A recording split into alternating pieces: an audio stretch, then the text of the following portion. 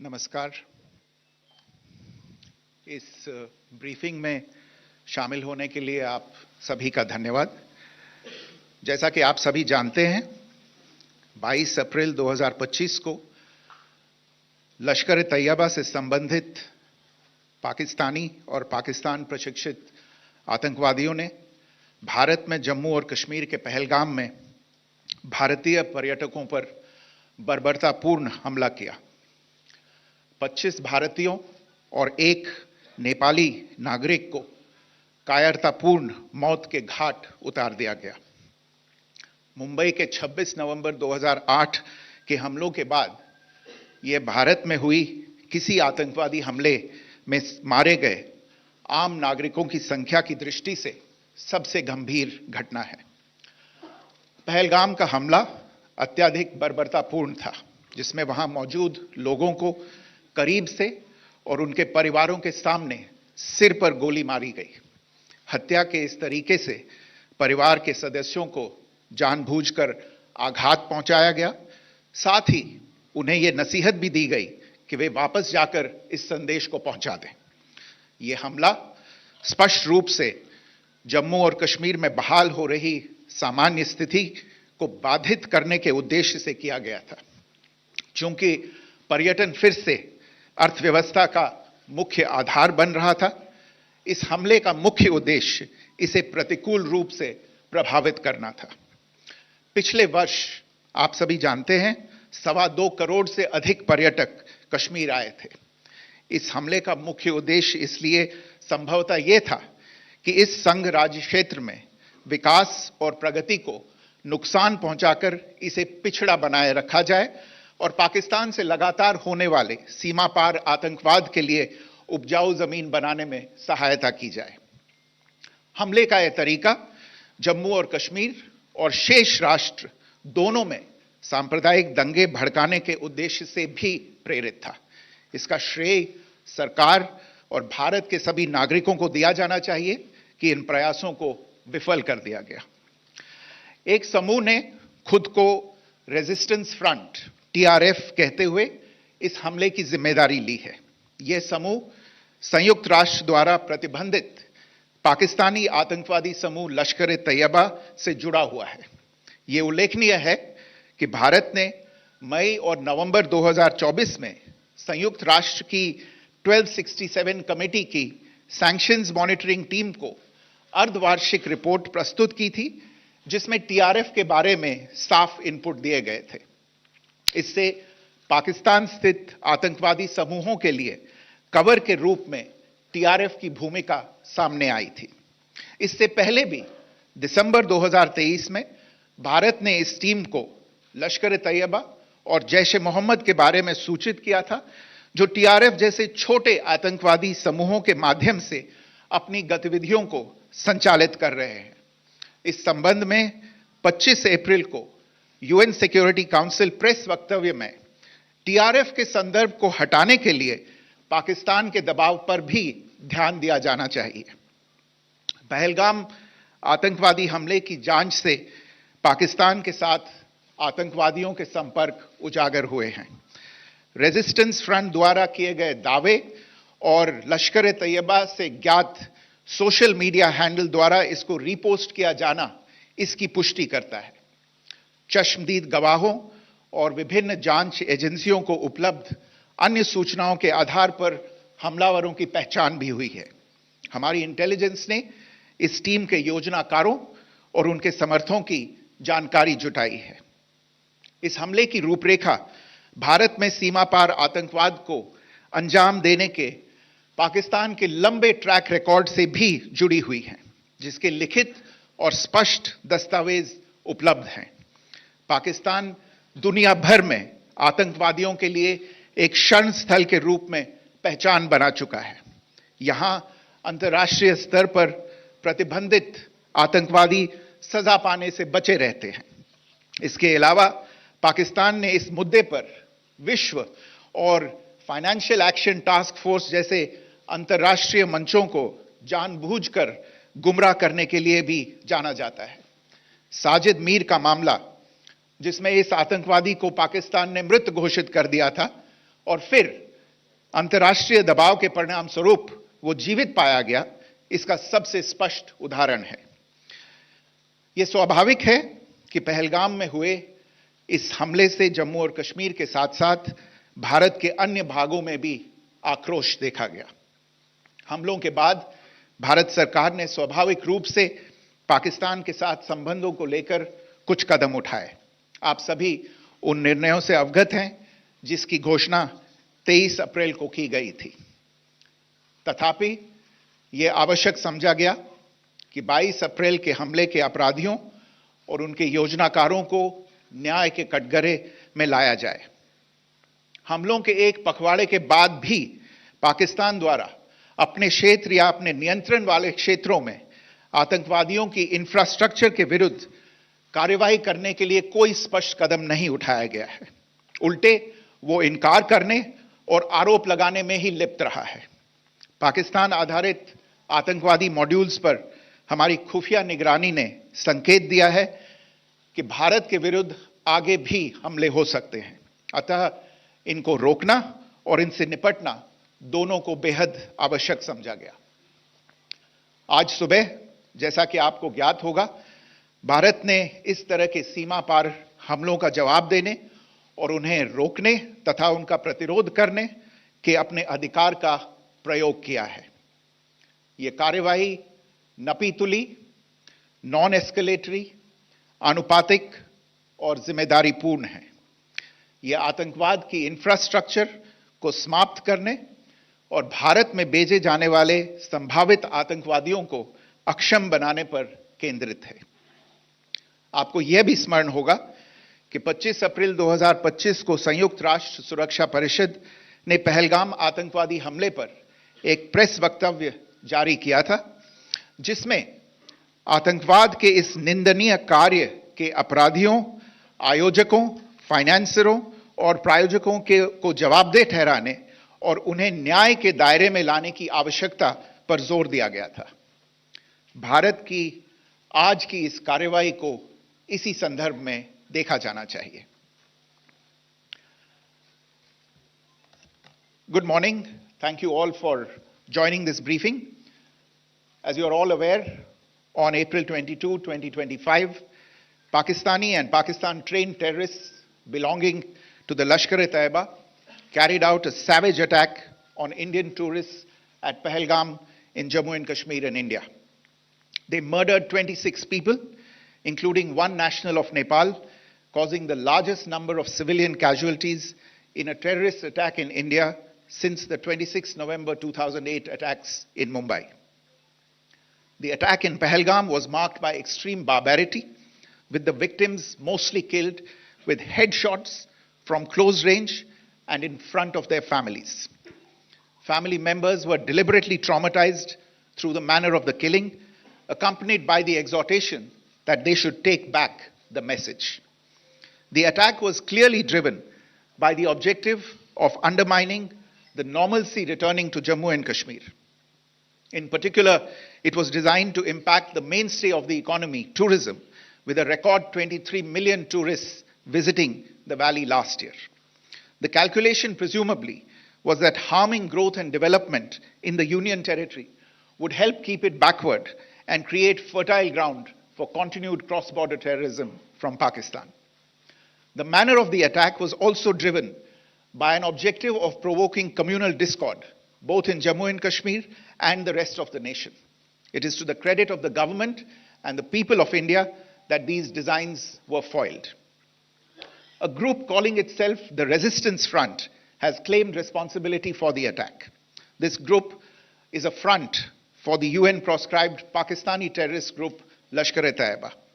It is notable that India had given inputs about the TRF in the half-yearly report to the monitoring team of the UN's 1267 Sanctions Committee in May and November 2024, bringing out its role as a cover for Pakistan-based terrorist groups.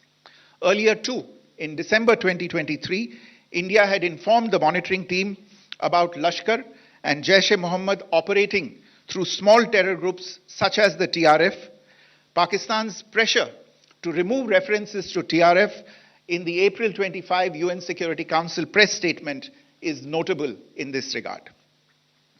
Investigations into the Pahalgam terror attack have brought out the communication notes of terrorists in and to Pakistan, the claims made by the resistance front, and their reposting by known social media handles of the Lashkar-e-Taiba speak for themselves.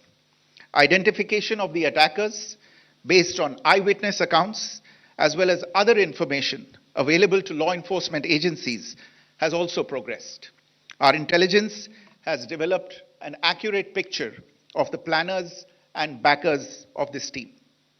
The features of this attack also tie in with Pakistan's long track record of perpetrating cross-border terror in India, which is well documented and beyond question. Pakistan also has a well-deserved reputation as a haven for terrorists from around the world, with internationally proscribed terrorists enjoying impunity there. In addition, Pakistan has been known to willfully mislead the world and international forums, such as the Financial Action Task Force, on this issue. The Sajid Mir case, in which this terrorist was declared dead and then, in response to international pressure, brought back to life, found alive and arrested, is the most glaring example.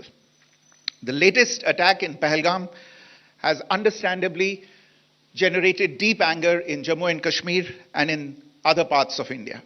Following the attacks, the government of India naturally responded with a set of initial measures relating to our engagement with Pakistan. You're all aware of the decisions that were announced on the 23rd of April. However, it was deemed essential that the perpetrators and planners of the 22nd April attack be brought to justice. Despite a fortnight having passed since the attacks, there has been no demonstrable step from Pakistan to take action against the terrorist infrastructure on its territory or on territory under its control. Instead, all it has indulged in are denials and allegations. Our intelligence monitoring of Pakistan-based terrorist modules indicated that further attacks against India were impending. There was thus a compulsion both to deter and to preempt. Earlier this morning, as you would be aware, India exercised its right to respond and preempt as well as deter more such cross-border attacks. These actions were measured, non-escalatory, proportionate, and responsible. They focused on dismantling the terrorist infrastructure and disabling terrorists likely to be sent across to India. You would also recall that the Security Council on 25th April 2025 had issued a press statement on the Pahalgam terror attack, underlining, and I quote, the need to hold perpetrators, organizers, financiers, and sponsors of this reprehensible act of terrorism accountable and bring them to justice, unquote. India's latest actions should be seen in this context. Joining me for this briefing on our actions earlier this morning are Colonel Sophia Qureshi and Wing Commander Vyomika Singh. I will request them to share some details regarding Operation Sindoor with all of you.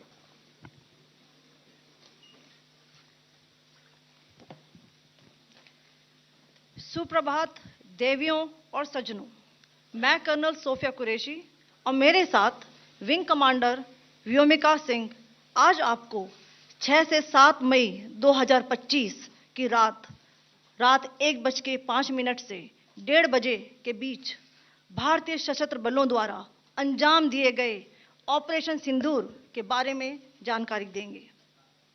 Operation सिंदूर 22 अप्रैल को पहलगाम में हुए विभत्स आतंकवादी हमले के शिकार मासूम नागरिकों व उनके परिवारों को न्याय देने के लिए लॉन्च किया गया था। इस कार्रवाई में 9 टेररिस्ट कैंप्स को टारगेट किया गया और पूरी तरह से इसे बर्बाद किया गया। पाकिस्तान में पिछले 3 दशकों से टेरर इंफ्रास्ट्रक्चर का निर्माण हो रहा है। इसमें recruitment, indoctrination centres, training areas व लॉन्च पैड शामिल थे, जो पाकिस्तान और पाक अधिकृत जम्मू कश्मीर POJK दोनों में फैले हैं। Operation Sindoor was launched by Indian Armed Forces to deliver justice to the victims of Pahalgam terror attack and their families. 9 terrorist camps were targeted and successfully destroyed. Over the last 3 decades, Pakistan has systematically built terror infrastructure. It is a complex web of recruitment and indoctrination centers, training areas for initial and refresher courses, and launch pads for handlers. These camps are located both in Pakistan as well as Pakistan-occupied Jammu and Kashmir areas. Some of the well-known training camps are located, as you can see on the screen. They are distributed from Savai Nala in the north, counting to approximately 21, ending at Bhagalpur to the south. इन लक्ष्यों का चयन विश्वसनीय intelligence सूचनाओं के आधार पर हुआ ताकि आतंक गतिविधियों की रीढ़ तोड़ी जा सके और यह खास ध्यान दिया गया कि निर्दोष नागरिकों और सिविलियन इंस्टॉलेशन को नुकसान न पहुंचे. The selection of these targets for Operation Sindoor was based on credible intelligence inputs and role of these facilities in perpetrating the terror activities. The locations were so selected to avoid damage to civilian infrastructures and loss of any civilian lives. This was done with due diligence, and the camps selected for targeting and their engagement will now be shown to you one by one. POJK के target मैं आपको बताना चाहूंगी. सबसे पहले सवाई नाला camp Muzaffarabad, जो कि POJK के लाइन ऑफ कंट्रोल से 30 किलोमीटर दूर है. यह एक लश्कर तौयबा का ट्रेनिंग सेंटर था. 20 अक्टूबर 2024 सोनमर्ग, 24 अक्टूबर 24 गुलमर्ग, 22 अप्रैल 2025 पहलगाम, इन हमलों के आतंकियों ने यहीं से प्रशिक्षण लिया था. सैयदना बिलाल कैंप मुजफ्फराबाद, यह एक जैश ए मोहम्मद का स्टेजिंग एरिया है. यह हथियार, विस्फोटक और जंगल सर्वाइवल ट्रेनिंग का केंद्र भी था. गुलपुर कैंप कोटली, यह LOC से 30 किलोमीटर दूर था. लश्कर तौयबा का बेस था जो रजौरी, पुंछ में सक्रिय था. 20 अप्रैल 2023 को पुंछ में और 9 जून 2024 को तीर्थ यात्रियों के बस हमले में यहीं से आतंकी को ट्रेन किया गया था.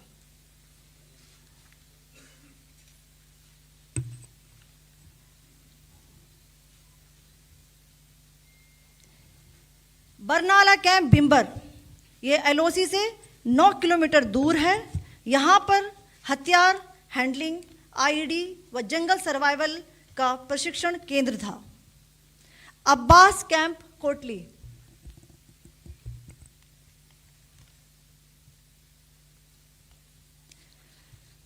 यह LOC से 13 किलोमीटर दूर है.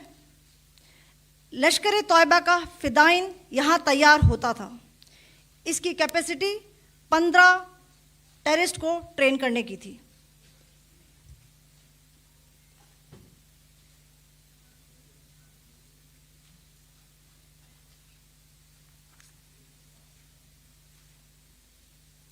अब मैं पाकिस्तान के अंदर के टारगेट से अवगत कराना चाहूंगी. पहला, सर्जल कैंप सियालकोट, यह अंतर्राष्ट्रीय सीमा से 6 किलोमीटर की दूरी पर है, सांबा कठवा के सामने.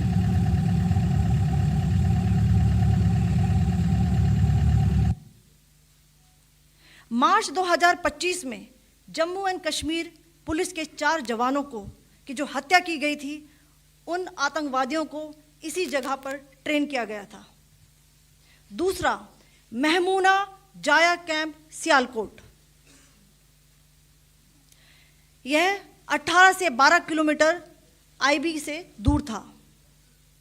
हिजबुल मुजाहिदीन का बहुत बड़ा कैंप था. यह कठुआ जम्मू क्षेत्र में आतंक फैलाने का नियंत्रण केंद्र था. पठानकोट एयरफोर्स बेस पर किया गया हमला भी इसी कैंप से प्लान और डायरेक्ट किया गया था. मरकज ताइबा मुरीद के, यह आईबी से 18 से 25 किलोमीटर दूरी पर है। 2008 के मुंबई हमले के आतंकी भी यहीं से प्रशिक्षित हुए थे। अजमल कसब व डेविड हेडली भी यहाँ ट्रेन हुए थे।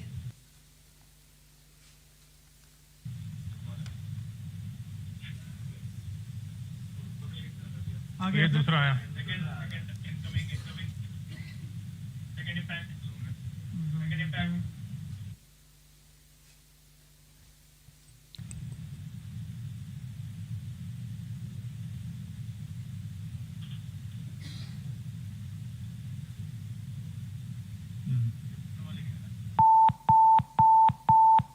टारगेट 10 हुआ है सर अभी। टारगेट 10 हुआ, एंक्लोजर सेम ही है। 7 it is hit the target. हाँ हाँ।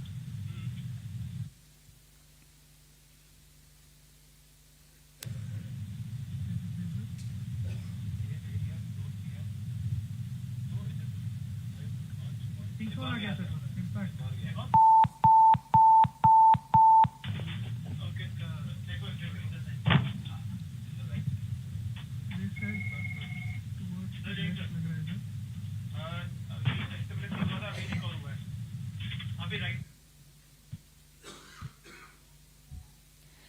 मरकज सुभान अल्लाह भावलपुर ये इंटरनेशनल बाउंड्री से 100 किलोमीटर दूर है। जैश ए मोहम्मद का मुख्यालय था। यहाँ पर रिक्रूटमेंट, ट्रेनिंग व इंडॉक्ट्रिनेशन का केंद्र भी था। शीर्ष आतंकी अक्सर यहाँ आते थे।